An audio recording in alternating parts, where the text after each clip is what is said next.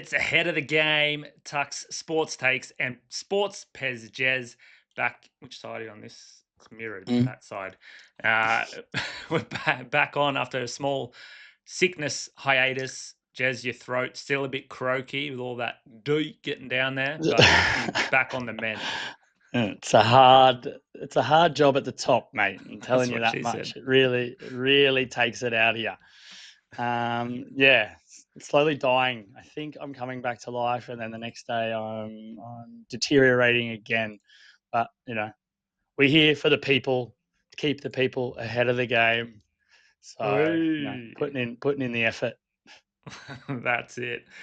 Now, you have to excuse if Jazz gets a bit coffee or a bit throaty during the episode. Just bear with us on this one. It'll get better as we go. Now, Jez, today's episode. Oh, didn't even change the graphic. It's fantastic. We got a new segment, shit that's happened, because it's been a few days since we had a chat. So we'll lead with that. Then I go into top 5, back to the weirdest sports, and this time it's an underwater theme. And then we finish Interesting. off with some below average. Before we get into it, you've been writing some stuff on bets.com.au for the round 2 of the NRL, round 1 of the AFL, and Mm, Formula One back this yeah, weekend. and supercars. So there's plenty going on this weekend. It's a real jam-packed week, and then there's also it'll be Game 3 on Sunday of the NBL Championship Series. So depending on what happens today, now when we're recording, um, yeah, that could be the last game of the NBL this season. So it's a massive weekend of sports. We're all living the dream now, aren't we? I think. That's it. So don't Yeah. forget, get over to bets.com.au to check out the game previews that we produce. Not Mm, only us, there's a few other guys there that are producing top quality content. mm. All right, let's get into it. Shit that has happened since we last caught up. You spoke about the NBL. Mm. Melbourne United went to Illawarra, beat the shit out of the Hawks, won game 1, and game 2 will be starting, within the next hour or two here. Yeah. Um, Massive for United to take a 1-0 lead on the road. Yeah, I think it was extremely unexpected. The Illawarra they've been hectic at home lately. Yeah, their 2 point guards got absolutely shut down. Tyler Harvey and Trey Kell III put a lot of pressure on Sam Frawling to step up, and he did at the start. But then, yeah, United did United things, and they just shut down every possible type of attack for the Hawks. So defense wins championships. You say it all the time. Hawks have all these stars, all this offensive power, but do they have enough to be able to stop United if United stop them? So that's the big question. Now they play at John Cain. United very strong, obviously, at John Cain Arena. So and last time the Hawks played there, they actually lost to Southeast Melbourne in the semi-final series. So we could all of a sudden be staring at the underdog going into this series with a 2-0 lead. So it'd be crazy. Yeah, I don't think it's going to happen. I Hawks tipped towed it. them up there earlier in the If you season want, at if you John want a Cain. real review and a real tip, then go to bets.com.au and read the reasons why Melbourne are going to win. D-Bags, Dylan Brown has reportedly inked a massive contract for the Mm. Newcastle Knights. We're sitting on two sides of the fence in this one. Yep. Yeah, I think it's absolutely nuts.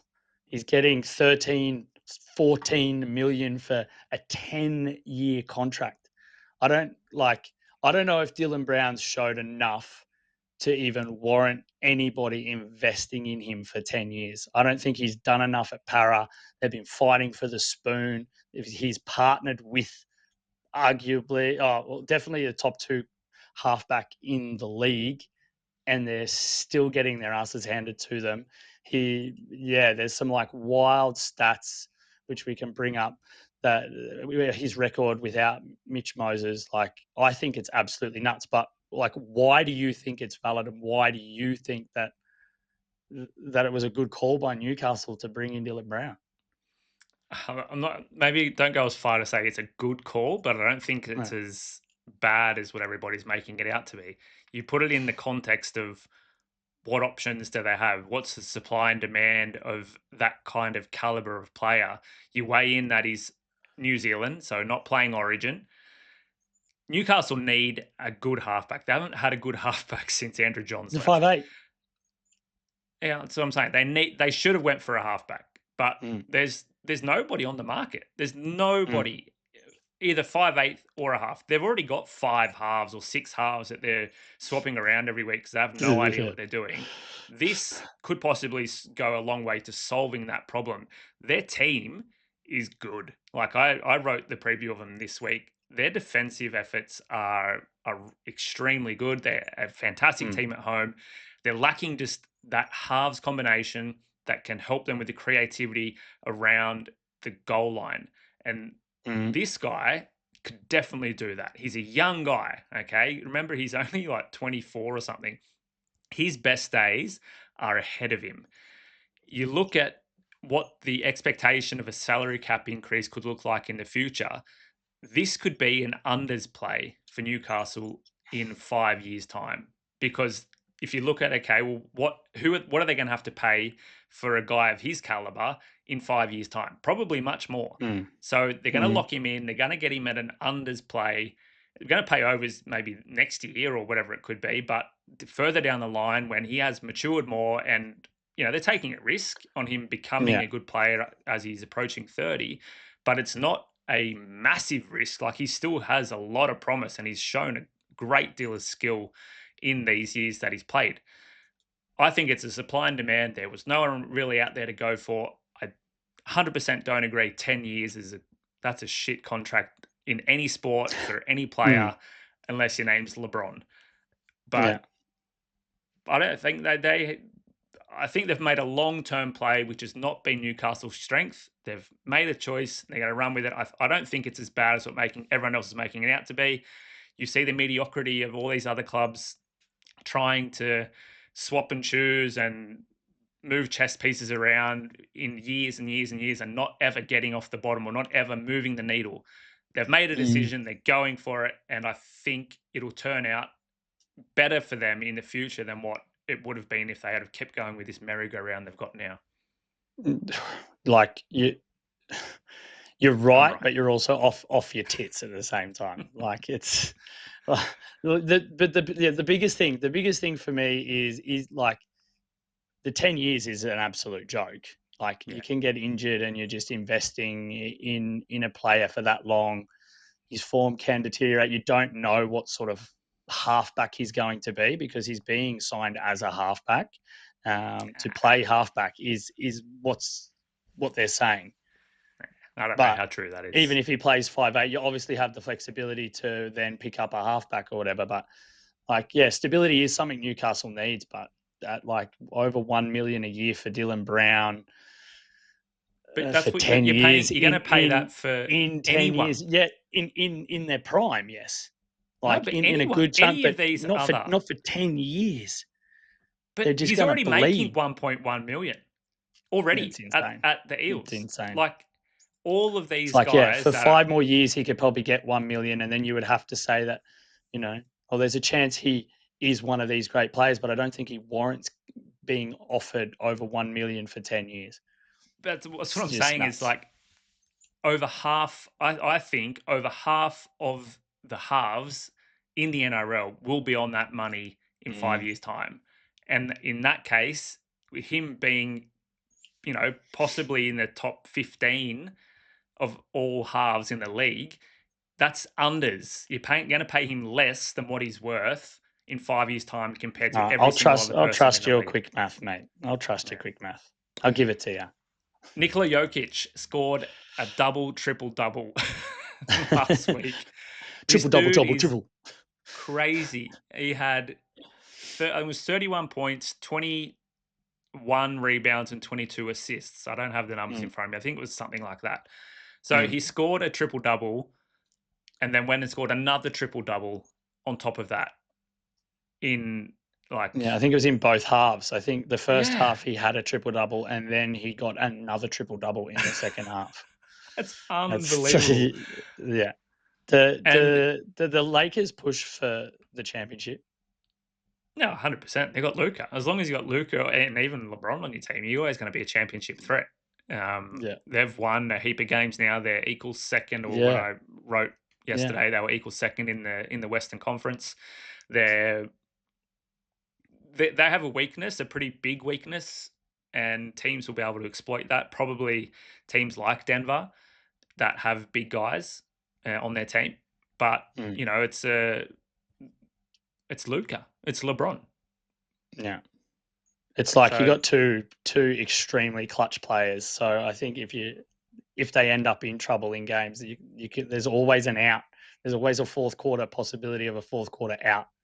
yeah, Just speaking definitely of basketball, did you see the Halibut 3-point game Halliburton. Yeah, winning Halliburton 3-point Halibut? That's a fish, right? yes, it is. Halibut. Did you see Halibut's swimming out in the ocean and ran into LeBron? Nah, but like is that 3-point, 4-point play like that's Outrageous. wild, wild. That's what's so good about basketball. Those kind of clutch. I mean, Yeah, the chances of him making that shot, just the way his body was contorted, he just threw it up and it went in. But you yeah, see those things happen all the time, especially in yeah, the NBA, and yeah. that's why it's so good to watch sometimes. Yeah, absolutely. Like the back end of a game can be so boring with all the timeouts and it slows like down so much, but then you get these plays and they're like there's probably arguably the most exciting plays in sport are these like buzzer beaters to win games from outside, offset plays off a throw in from the side. Like they're awesome.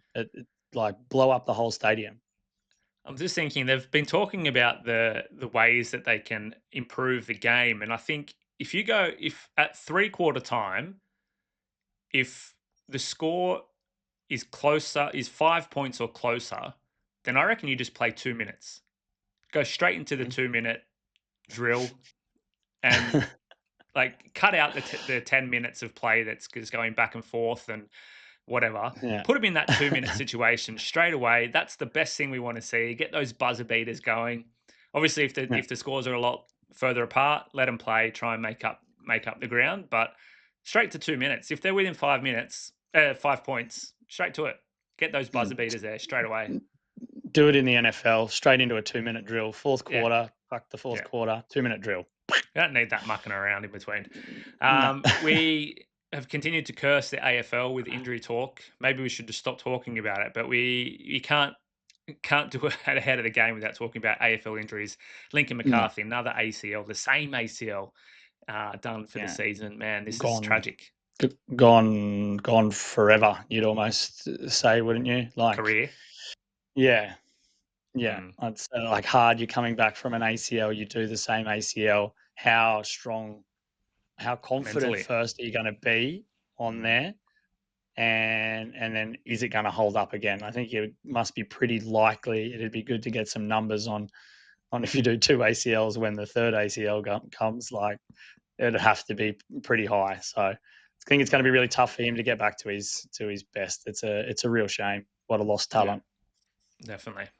So much shit that's happened since we last spoke, Yeah. and not enough that we could. Oh, there was too much to put into one 12-minute segment, but that's that. Let's take a quick break and come back and hit Tux's top five.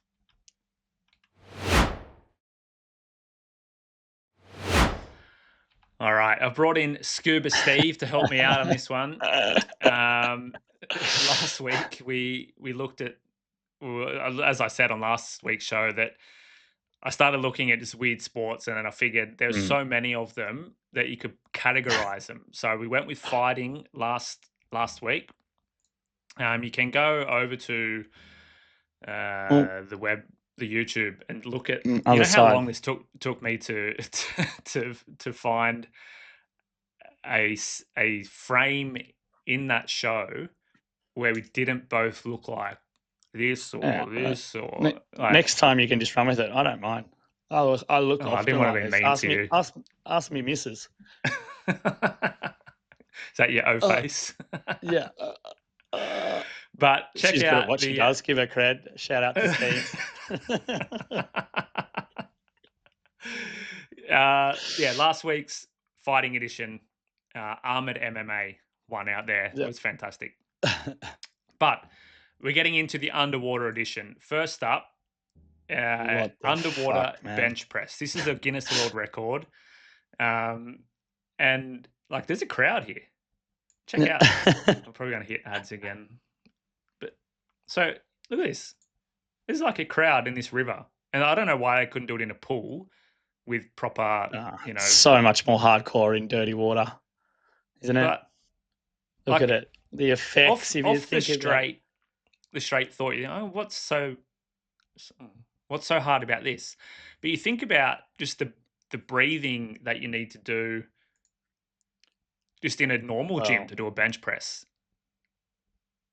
Like, it's not easy. And then what is the record? Like, everything's much lighter in the water. Like, yeah, but you don't have the ability to push either, because you're a lot lighter. How does he hold himself down there? Do you think he's like clinching his butt on something to try and hold him to the bench? Or probably. Well, look, he's up at 61. Yeah. How do you stay under the water that long? You got to like well almost done, sir. Empty your lungs of air or something. Like, I don't know. That was really good. I thought, as a weird sport, it's a pretty weird sport, and the dude's got a Guinness World Record. So that's all props to you. Good on you, Phil and Kai. I know it's their bromance. This one, Aquathlon. This is such a weird, and it's something like, again, Russia. There's heaps of Russian stuff videos here, but this one is about wrestling underwater. So first you got to swim through this hoop, and then you got to try and get a ribbon off the ankle of the other person. It's a pretty tough sport. Like, these guys go at it pretty hard, ripping and trying to drown each other, and then holding your breath. It's a pretty full-on underwater sport. Look at him having a go. I don't know. It's crazy, man. I have nothing to say. Nothing good to say about this sport. Ice hockey. Now, this is not normal ice hockey. This is underwater ice hockey. So they're playing on the flip side of the ice in a lake. Now, this is a very old video, but you can still see, like, they're underneath the ice trying to move. They've still got the hockey sticks. The puck's a bit bigger, though. Yeah. Now, what? Again, disgusting. They need to get some good lighting in here so people can watch it properly. But more fluoro, more neon lights. What I thought about this one was pretty cool is that they're not using scuba gear. They're just taking breaths. And like, my claustrophobicness around this of getting trapped under the ice and like, being disorientated, where do I go up to have a breath? Because you need to have as much ice as possible to move the puck. You don't want to have little breathing holes everywhere. This is full on. This is pretty entertaining. I understand why it never really took off, though. Like, the death risk. The death toll would be pretty high. Yeah. All right. Keep pressing the wrong button. Number 2, ice swimming. Now, this is, as it sounds, swimming in ice or in water that should be ice. Barbara is known as an ice mermaid. Good on you, have a look at these surroundings that these people, are swimming in. Like, and she's not even wearing a wetsuit. It's unbelievable. That's crazy. Think how much it would like burn your skin. And like think when you have a sauna or whatever, and then you can go to the places in Northern Europe and jump in the ice water, and think how much that like burns your skin, or you get like head freeze, but in all your joints. Yeah. Right. Imagine how that would be. How do you imagine getting it once you get out?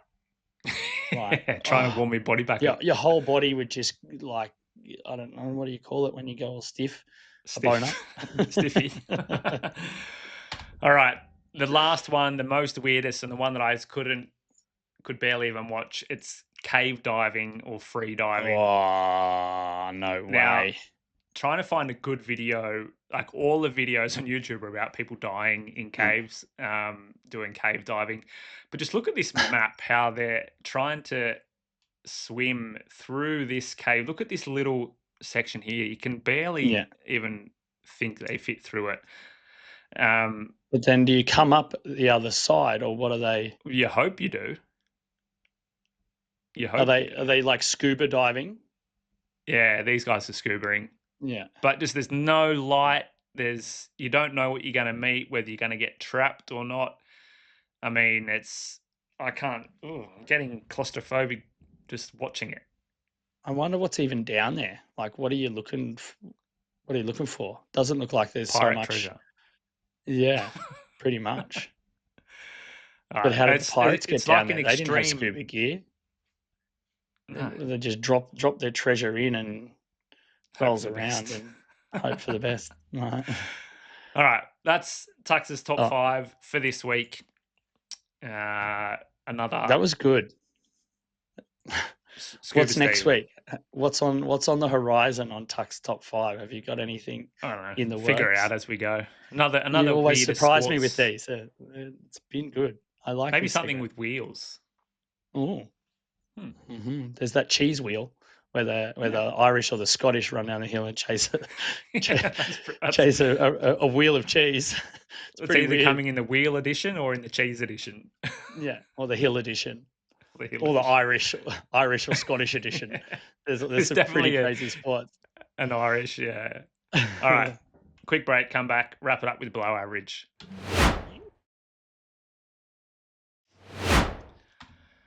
Rightio, Justifier. Take us away with some below average takes. Yeah, man. I like this one hurts me. It's really, really close to my heart. The first one we're going to go through, as you can see down below, 49ers free agency. Then we're also going to talk a little bit about Doohan's Alpine pressure. And then, yeah, good old Liverpool, mates. But let's dive in straight into the 49ers. I don't know. I'm like every other wannabe podcaster on the internet that knows anything about the San Francisco 49ers, just scratching my head,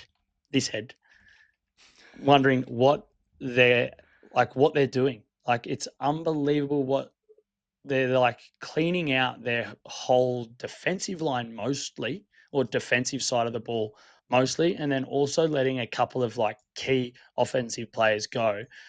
Like, for me, before we even get into the names, like, I thought last year, being a like diehard 49ers fan my whole life, we had a bad run last year, lots of injuries. So the team underperformed. They went below 50% for the first time in a long time, but it was due to injuries all year. So like, Yeah, definitely. it was just a big overreaction. Maybe weren't going to win the Super Bowl, but they could have been a contender again. And it was just a bad year, like, in my opinion. But now they've gone and they've first of all dropped Deebo Samuel, who arguably their best wide receiver, because like Brandon Ayuk's was injured last year. Deebo's been around for a long time and he's versatile, can also run the ball. There you get a lot of flexibility with Deebo if you use him right. But the biggest shocks for me really is this whole clean out on the defensive side of the ball. The defense hasn't been as good as it was the first time we went to the Super Bowl 4 years ago, maybe 3 years ago.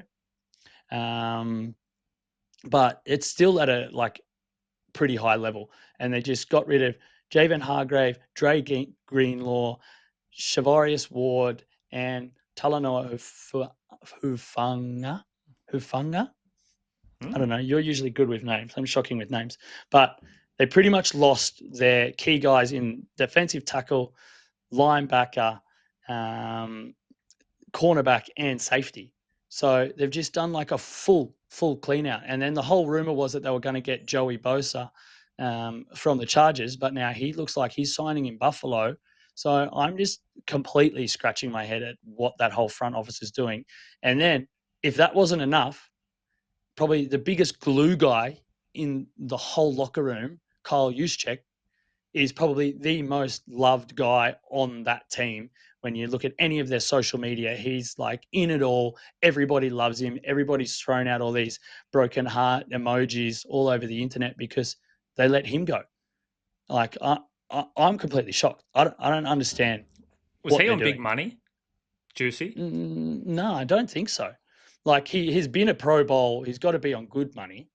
Because they don't have a But lot of cap space, and that's a lot of the stuff I was talking about. There was a lot of talk about them having to re-sign Purdy because there's no one else out there, and yeah, having to offer him a heap of money. And they're like, okay, well, how are they going to pay but anybody else on the team? But if Juicy, he's a great glue guy, but is he going to get you to the Super Bowl on that money? Probably no, not. probably not. But now there's like even rumors that they're struggling to get this deal done with Purdy, and Purdy doesn't seem to be the guy that's wanting, 65 million Dak Prescott type of money. But he's still got to be around the 50 million. If you want a top quarterback, is he a top quarterback? That's a discussion for another day. But has at least been to 2 Super Bowls, in 3 Is he the years. Dylan So Brown of the NFL? yeah, maybe. But they're not giving. You're not going to. Oh, maybe they will. Maybe they'll sign him for 10 years. Like you never know. But 13 million, thank you. like you think, yeah, that's a dream for them. But it's just nuts. The whole thing's a bit of a shambles for me. I'm really, really scared of what next year's going to be an absolute blowout.